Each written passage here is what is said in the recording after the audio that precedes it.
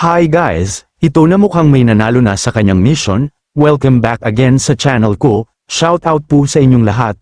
Pag-usapan natin ang mainit-init pa na kontrobersyal at trending ngayon sa social media, ang isang pangyayari na matagal nang umiikot at ngayon ay umabot na sa isang masakit na punto.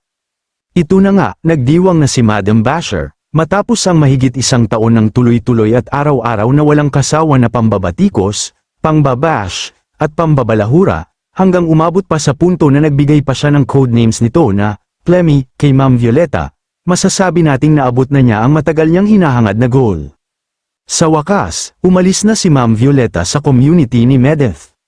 Kung titignan natin ang mas malalim na larawan, hindi lang ito simpleng pag-alis ng isang tao, isa itong senyales na may matinding epekto at isa itong paulit-ulit na paninira, panghihila pababa, at pagwasak ng tiwala. Ang layunin ni Madam Basher ay malinaw, mapilayan ang community ni Medeth at tuluyang mawasak ito, at sa puntong ito, mukhang nagtagumpay siya, kahit pansamantala.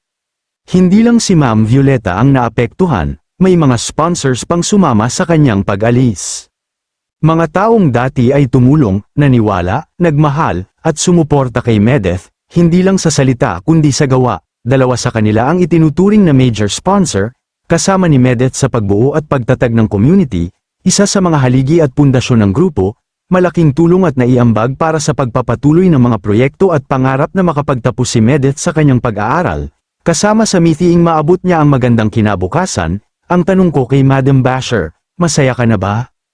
Kung ito ang mission mo, ang pabagsakin at wasakin ang pinaka-major sponsor, ang sirain ang samahan, at ang pahinain ng loob ng mga taong naniniwala, maaari mong sabihin na mission accomplished, job well done, ika nga, pero sa likod ng tagumpay na yan, may mga nasaktan, may mga napagod, at may mga sumuko. Dito natin makikita ang isang mahalagang aral, hindi sapat ang pagmamahal lang, kahit gaano mo kamahal ang isang tao, isang community, o isang adhikain, kapag nawala ang respeto, unti-unti ring mauubos ang lakas na manatili, dumating sa punto na kahit ang pinakamalakas, pinakamatyaga, at pinakananiwala noon ay napagod din, bumigay din.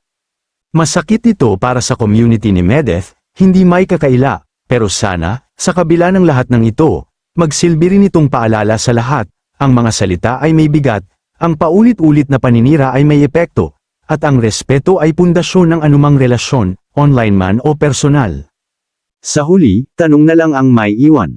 Sulit ba ang tagumpay kung kapalit nito ay pagkawasak ng pagkakaibigan, tiwala, at komunidad? Guys, let this be a lesson. Piliin natin ang respeto, piliin natin ang katotohanan, at piliin natin ang kapayapaan, dahil hindi lahat ng panalo ay tunay na tagumpay, pero tandaan ang tunay na tagumpay ay ang kapayapaan at pag-ibig sa kapwa. Hanggang dito po muli guys, salamat po sa inyong lahat.